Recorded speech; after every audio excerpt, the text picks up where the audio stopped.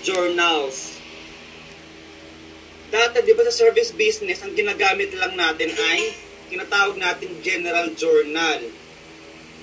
Sa merchandising, meron tayong iba't iba pang tinatawag na journal o special journals. Bakit tayo gumagamit ng special journal?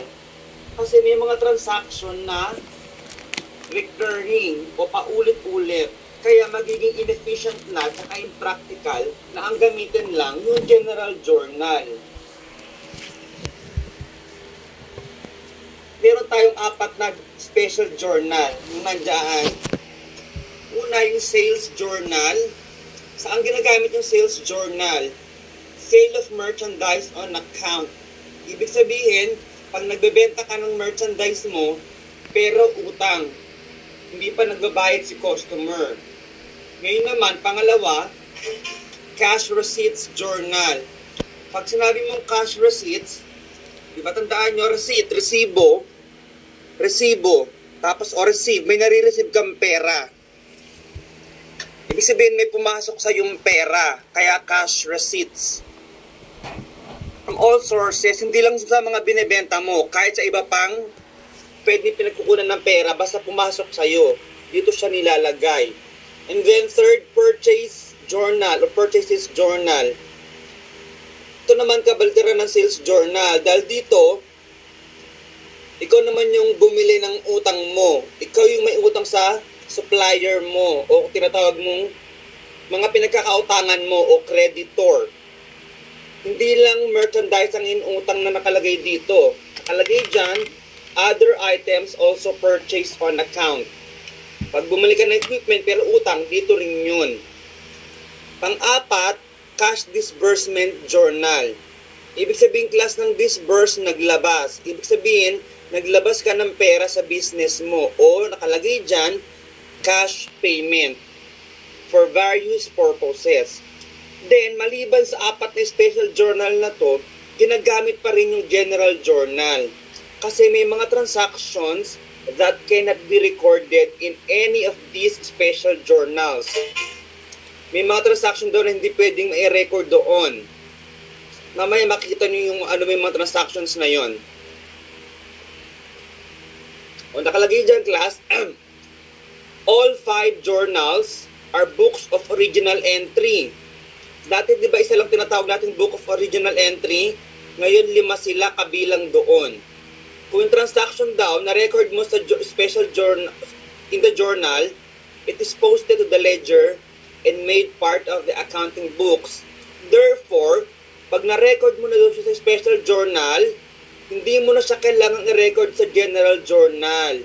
Kasi mara-record mo siya ng 2 beses. Nakuha ba yung class? Sundan yon. Pag na-record mo na sa special journal, no need to record sa general journal. Kasi pareha silang book of original entry. Meron tayong tinatawag na control account at subsidiary account. Ano ba itong control account na to? Yung control account na to, yung account sa general ledger that shows all the total balance of the subsidiary accounts related to it. An example of a control account is the general ledger account receivable, which summarizes all the amounts owed to the company. O para mas maintindihan nyo, ito siya. Nandiyan siya. Ayun lumipat na lang, ayan. Para mas maintindihan nyo sinasabi ko, yung control account, halimbawa ng isang control account ay account receivable. Yung nasa general ledger, ay yung control account. Yung tinatawag natin subsidiary account, yung iba't iba pang, sa example natin, ng subsidiary ledger ng account receivable, ito yung iba't ibang customer. Di ba pag sinabi nating account receivable, yung mga customer na may utang sa'yo. Di ba? Ulitin ko, sa account receivable, ito yung mga customer mo na may utang sa'yo. So, pag sinabi mong subsidiary ledger ng account receivable, ito yung isa-isa. Ibig sabihin, kada customer mo, kada isang company o individual, may kanya-kanyang account ng hiwa-hiwalay. Ayan yung ibig sabihin ng subsidiary. Nagets ba yung class? Nakuha? Ulitin ko para sa kakarating lang. Pag sinabi nating subsidiary ledger, ay yung naka-individual. Ba't ngayon lang pumapasok ng mga ABM4? Sir, magkaiba yung link mo sa amin. Ha? Magkaiba yung link. Ay, maiba ba? Ay, sorry. Ba't ganon? Isa lang sinend ko Kaiba, sir. Tinaward ko lang yun eh.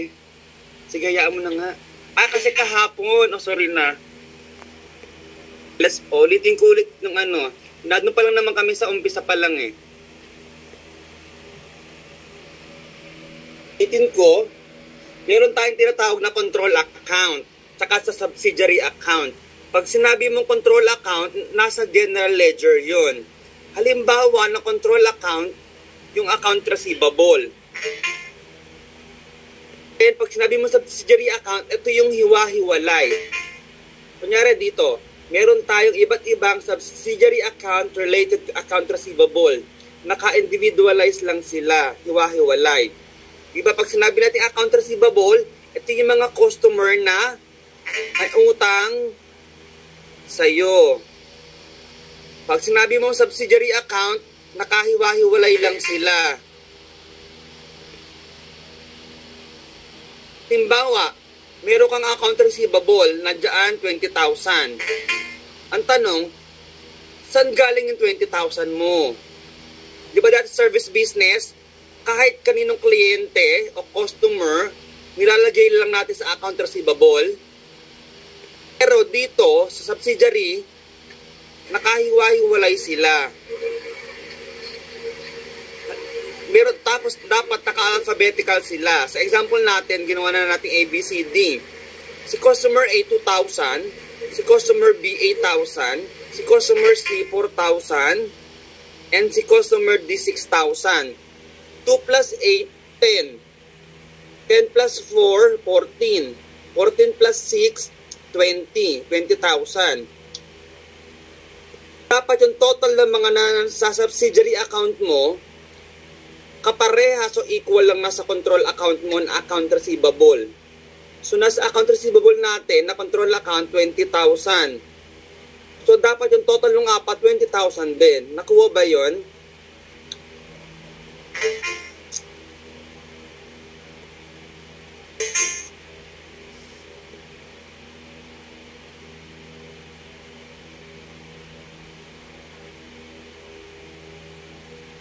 Mahaba yung mga activity dito na assignment, kaya makinig kayong maigi.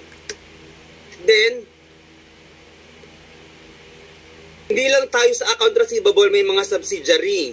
Meron din tayo sa accounts payable, sa iba't ibang creditor o pinagkakautangan mo.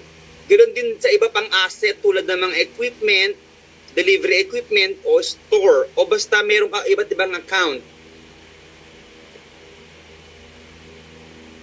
Depende yan saan? Sa nature ng business. Lagi doon nakadepende yung mga account o mga libro.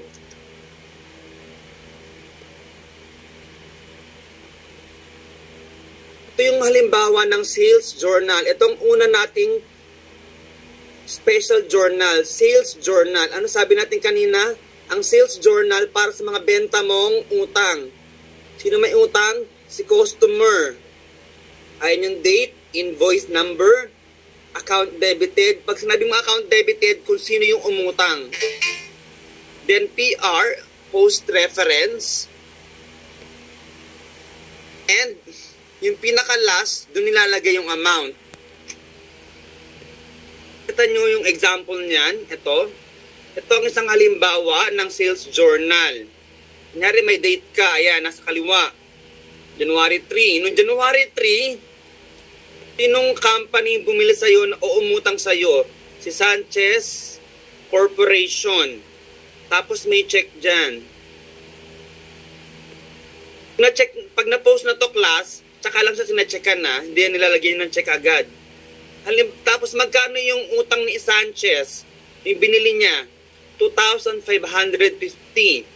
Sa taas class, may account receivable na debit, tapos nakalagay sales na credit. Sa ilalim, kung mapapansin nyo, may number na 112 tsaka 411. Para saan sila class? Sa tingin nyo? Para sa ano yung 112 tsaka 411? Nauna si Daniel De Vera. Magkamag-anak ba kayo ni John Ray? Hindi. Baka po. O para saan yung 112? Yung ano po, sa credit, yung mga binawas po sa credit, ay sa debit, tas credit. Yung 112 plus account number ng account receivable. Yung 411, account number ng sales. Ibig sabihin, halimbawa at Sanchez Corporation,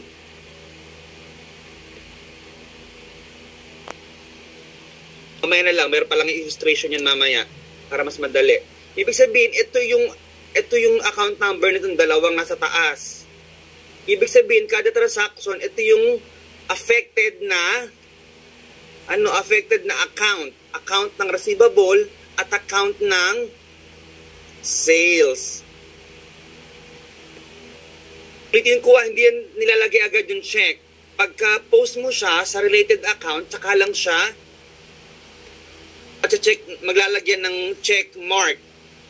Di ba sabi natin kanina may subsidiary account? Pag pinost mo sa subsidiary, nabulol na. Pag na-post mo na siya sa subsidiary, tsaka mo lang ito ma-check dito. Ito siya. Sino ba itong una? Si Sanchez. Nasaan ba si Sanchez dito? Di ba sabi natin kanina alphabetical? Sabi din, no? The account receivable subsidiary ledger is presented below. Karaniwan 3 columns siya para ma-display yung current balance of the account at all times. Tandaan nyo yan, ang tawag dito 3-column ledger. May debit, may credit, tsaka balance. Kaya may balance, kada transaction, kukunin mo agad yung balance. Halimbawa, kay Jugo, noong January 1, beginning balance niya magkano? 4,800. Yan yung beginning balance niya. Kaya nandun siya nakalagay. Bakit may check agad? Kasi galing to sa previous month. Then, January 10, ito siya. Yan, di ba? January 10, invoice number 817. Jugo and Company. Magkano yung inutang niya ng merchandise? 7,380. Tignan natin kung yun nga. Ayun siya, oh. Kaya may debit sa subsidiary account ni Jugo ng 7,380. Tignan nyo, class, may SJ1. Ano yung SJ1? Sales Journal, page 1. Nung pinost mo siya dito, galing sa special journal, tsaka mo lang ito i-check dito. Itong may check dito.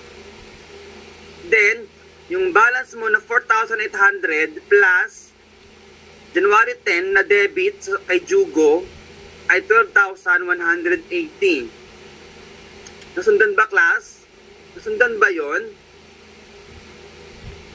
Para din siyang ginagawa natin dati. Ang pinagkaiba lang, dati general journal, dito special journal. Tapos posting sa account mismo ng receivable. Pero dito, saan nilalagay? Subsidiary account pinopost. Ano pinagkaiba sa sales journal? Parang nakasama rin na siya. Tignan natin ulit, ha. Tignan nyo. Di mo na kailangan mag-debit, credit, tsaka yung explanation. Nakaganyan lang siya para mas madali. Kuha ba class yung difference nilang general journal sa special journal na to? Ba para sa naka-table, i-fill up mo na lang, class. Ayan yung silbi ng sales journal. Kasi nga, sabi natin kanina, yung mga transaction na ganito, paulit-ulit o laging may ganitong transaction. Kaya yung mga accountant nag-develop ng mga special journal. Tulad nitong una na to na sales journal. Then sa lahat ng transaction yan, paulit-ulit lang din yon. Ipopost mo kay Vera Sands. Basta na ba yun? Ayan. Kunyari yung pangalawa kay Vera Sanz. Ayan, no?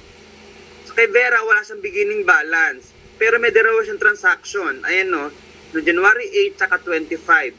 No January 8, bumili siya. 4.5. Kaya balance mo muna, 4.5. No 25, bumili siya ulit sa'yo. 4,080 pesos. O inad mo yung dalawa, 8,580. Pagka, saan siya galing? Sa sales journal, kaya nilagay mo dito SJ1.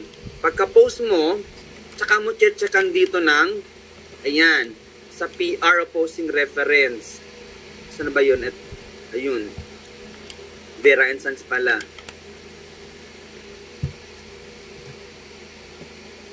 Tapos ito yung control account class na nasa general ledger na sinasabi natin kanina. Balance na yung January 1, 9,420. Tapos noong January 31, inad mo na yung apat. Saan nakuha yung 21,708? Ito yun. Jugo, 12,180. Kay Ramos, 5,748. Kay Sanchez, 4,620. Kay Vera, 8,580. Ayun yung total ng 21,708. Inad mo yung beginning balance na 9,420. Kaya ang account receivable mo, ending balance, 31,128. Inad mo lang yung apat na sa apat mong customer. Nakuha class yung para sa yung control account, ina-add mo yung apat na subsidiary. Then, yung sales, ayun siya, kiniredit mo lang sa sales. Nasa ano din to nasa general ledger din to, 21,708. Tingnan nyo, walang beginning balance to. Back to the beginning balance yung sales kasi ito ay isang class. Ang sales ay isang uri ng anong account to? Temporary o permanent? John Ray. Permanent, sir, kasi kina-close ang temporary. Oo nga, dahil kina-close ang temporary, sa previous month, na zero na siya. Kaya sa panibagong buwan, wala na siyang beginning balance kasi temporary account siya, revenue account ng sales. Next, pangalawa, cash receipts journal. Di ba pag sinabi natin cash receipt, may natanggap kang pera. Kaya sabi dyan, all transactions involving receipt of cash by the business. Most frequently type of cash transactions are cash sales and collections of on-account receivable. Kailan ka doon nakakatanggap ng pera? Pag nakabenta ka, may bumili sa'yo, nagbayad agad ng pera. Ano pa? Pag may nagbayad nga sa'yo ng account receivable o may mga pautang mo.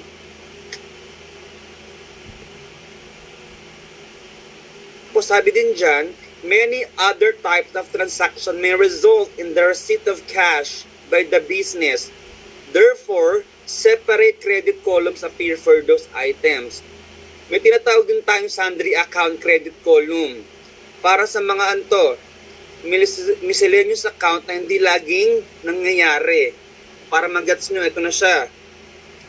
Ayan, ang halimbawa ng cash receipts journal. Explain natin isa-isa. Sabi natin, lahat ng cash receipt, pumasok sa yung pera. Tandaan nyo yun Kaya sa dulo, ang nakalagay dyan class, cash debit. Ito yung pumasok sa yung pera. Sa kaliwa, ayan yung mga credit. Ibig sabihin, saan galing yung mga nagbayad sa'yo o yung mga perang pumasok sa'yo. May isa pang debit, yung sales discount debit. Pinaliwanag ko kanina sundry account credit column, ito yon. Ibig sabihin, ito yung mga transaction, pinagmulan ng transaction na hindi lagi nag-occur. Kaya pinagsama-sama sila dito. Itong sales credit, account receivable credit, ito yung laging nag-occur na transaction. Kasi ito yung cash sales, tsaka ito yung mga nagbabayad na customer mo. Halimbawa, January 5 kay Jugo. Kay Jugo, noong January 5, nagbayad siya ng 4,800, ay meron siyang utang sa'yo na 4,800. Tandaan nyo utang niya magkano? 4,800. Noong January 5, nagbayad siya. Utang niya 4,800. Ang binayaran niya lang 4,704. Bakit? Kasi may discount siyang 96. Siguro sa credit terms niya, nakabayad siya within, halimbawa, meron siyang credit terms na 210. Meron siyang 2% pag nakabayad siya within 10 days. Kaya naka-avail siya ng sales discount. So, meron siyang discount na 96. Babayaran niya ba yung buong utang niya? Hindi, kasi nga may discount siya. Kaya binayaran niya 4,704. Noong January 9 naman, kay Ramos,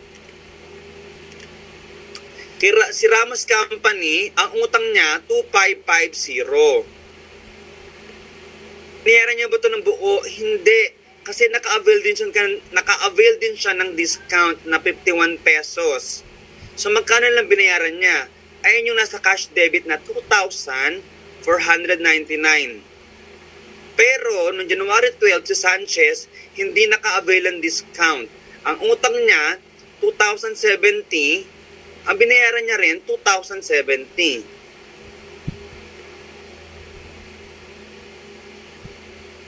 Then, noong January 15, may bumili sa'yo, kaya nakalagay dyan sales. May bumili sa'yo, kaya magkano nabili niya?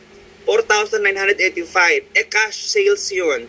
Ibig sabihin ng cash sale, nagbayad agad. Kaya, the same amount yung na-cash na debit.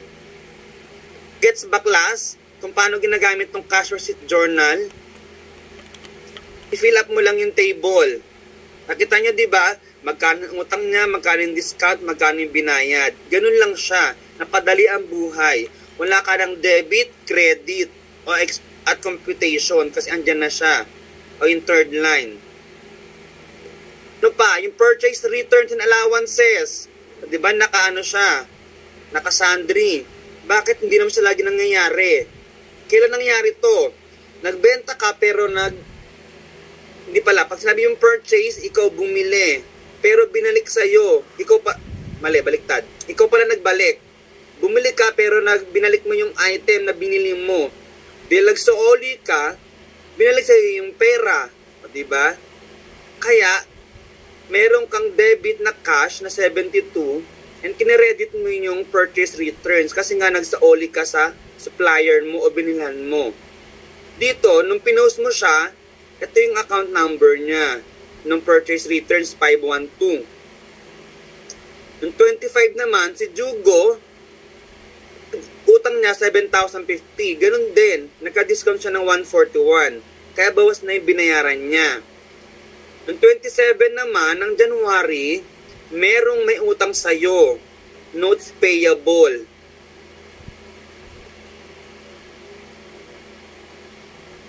Kaya ito. Tapos, ito na, 10,000.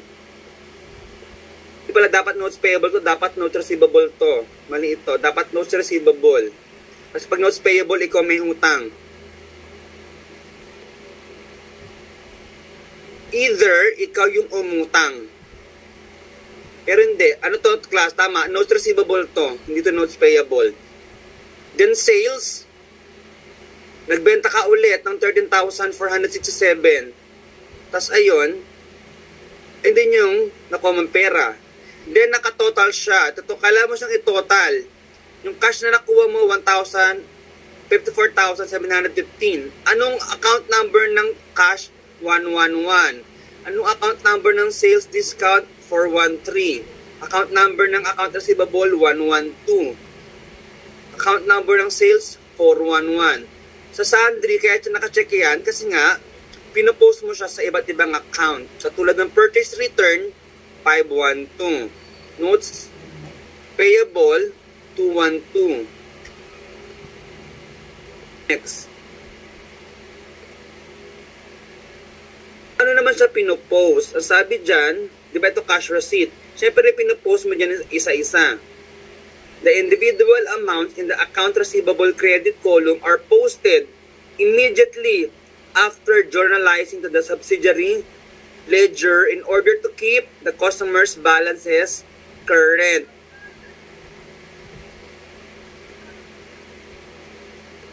At the end of the month, all the balances in the column are added and ruled as shown in the illustration. Ito. The equality of debit and credits is taken by adding the entire debit column and the entire credit column. I-add mo lang sila, ganyan lang. Debit total, sales discount, tsaka cash. Credit total, yung sundry account o galing sa iba't ibang account. Sales, tsaka account receivable. Dapat mag-total sila. Itong tatlong credit na to, dapat mag-total sa dalawang debit na to. Ay lang sinabi doon. Parehas lang to. Nung ginagawa natin dating sales return, wag na yan. Sinabi lang yan misa kasi ibang company hindi gumagamit ng sales return na account. Ganyan lang siya. Katulad dating pinag-aralan natin. Sales return and allowances, tsaka account receivable. Ito naman, kanina din, inulit lang to. The subsidiary ledger account and the control account shows the posting from sales journal, cash receipt journal, and the general journal of the Friendly Variety Store. In the illustration as follows. Halimbawa lang daw to ng subsidiary. Kay Jugo, halimbawa, magkano balance niya nung January 1? 4.8. Nung January 5. Ano nangyari nung 5? Ayan. Saan galing to? Cash receipt 1. Kaya nag-credit ng 4,800. Ibig sabihin class nito, si Jugo Company, nagbayad ng 4,800. Kaya sa balance, 0 na to kasi nagbayad siya. Noong January 10, si Jugo, mula sa sales journal naman, ibig sabihin ng sales journal, di ba? Bumili siya pero utang. Umutang si Jugo ng 7,380 na merchandise. So ano yung bago mong balance? Then noong January 14, galing naman sa General Ledger, page 1. Ano nakalagay dyan? Meron 330. Bakit credit? Ito yung sinauli niya sa'yo. Na purchase return. Kaya nabawasan ka ng 330. Magkano na lang? 7,050. Na January 25, ano din dapat to, CR1? Nagbayad ulit si Jugo ng 7,050. So wala na siyang balance. 0 na to. Nakita niyo pinagkukunan ng subsidiary ledger. Si Ramos naman, halimbawa, no January 1, magkano balance niya? 2,550. Ano nangyari ng January 9? Noong January 9, mula saan? Cash receipt journal. Nakatanggap ka ng pera, kaya cash receipt. Mula kanino? Kay Ramos. Kaya may credit sa account niya na 2,550. Si Ramos nagbayad ng 2,550 yung utang niya, kaya 0 balance na ulit siya. Dating ng January 10, mula din sa sales journal, umili siya sa'yo ng customer pero utang na 3,198. Ayun na yung naging balance niya. Tapos wala na ulit siyang transaction na nangyari. Ito na yung ending balance niya. Ito yung halimbawa ng posting saan? Subsidiary ledger. Pag nagbayad siya sa'yo, o pag bumalik siya sa'yo, na utang, saan galing yun? Sales journal. I-update mo yung subsidiary niya. So, pag nagbayad naman siya sa'yo, saan galing yun? Cash receipt naman yun. Kailangan mo naman i-credit sa account ng customer mo para maibawas sa balance niya na utang. O pa yung mga purchase, mga sales return mo na galing sa customer mo, kailangan mo din yun na i-update. Saan naman nakukuha yun? Sa general ledger. Nakuha, ganyan ang updating ng isa-isang subsidiary account.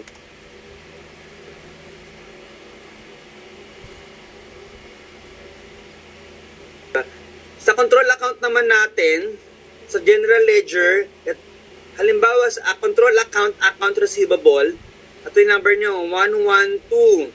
O, umpisa, January 1 balance, magkano? 9420. Tingnan nyo maigi. Sa January 31, SJ1. Ito yung naging total ng lahat ng nasa sales journal mo na umutang sa'yo. Di ba kanina nakita nyo class 31,128. Cash receipt journal, 14,658. Then general journal, yung 330. Saan galing to? Balikan ko isa-isa. Itong 31,000.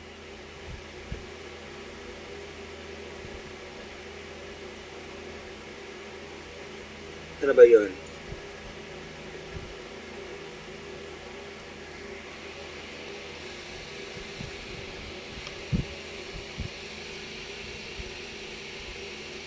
Wala. Ito. 31,000. Yung sales mo, itong 21,000.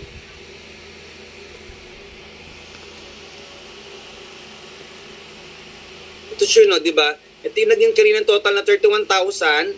Ito yung nakita yung 21,000 na sales. Tapos, kaya meron itong 16,000. Ito yung meron ng, kaya credit. May nagbayad. Then yung returns na 330. I-update din yung account receivable control account na nasa general ledger.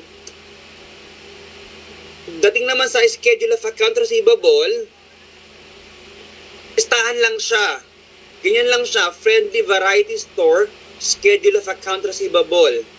Ramos, Sanchez, and Vera. Bakit wala na si Jugo? Kasi naka-fully payment na siya. Ito yung total kanina class na 14. Ito pala yung 14,328 na meron pang utang nila sa'yo. Ano yung schedule of account receivable? Listahan lang ng may utang sa'yo, ayun lang siya. Pangatlo, purchases journal. Pag sinabi mong purchases journal, ito naman yung, ikaw naman yung bumibili ng utang mo. Merchandise lang ba yung utang mo? Hindi. Pwede rin iba, pwedeng equipment. Diba? At ito ang itsura niya. Purchases journal, halimbawa page 1. Ganun din date, ito yung mga date. Account credited, ibig sabihin ng account credited, yung mga account din. Ito mga supplier mo to. Dito kami mga utang. Accounts payable, dito naman yung accounts payable yung para pinaka main column mo. Kasi ito yung halaga ng utang mo. Yan purchases mo, mga pinagbibili mo. Then ito na siya, ano pa, ito yung mga partner niya. Mga pinag-uutang mo pala, pwedeng purchases mo. Ano yung purchases? Yung mga merchandise mong inutang. Store supplies, o inutang mong store supplies. Office supplies, mga inutang mong office supplies. Ano pa iba mong inutang? Ito yung nasa sundry account. Diba sabi natin pag sundry account, ito yung mga hindi mo laging nagagamit na account. Kaya dito, meron tayong equipment at saka furniture. Kasi hindi ka naman laging bumibili ng equipment, hindi ka naman laging bumibili ng furniture. Kaya pinagsama-sama na sila dito. Halimbawa, January 9, bumili ka kay Bongbong Kak. Ano inutang mo? Merchandise. Kaya nakalagay niya sa purchases debit na 6,720 binili mong purchases na merchandise. So, ang debit mo, purchases, ang credit mo doon, yung siyempre accounts payable kasi purchases journal to eh.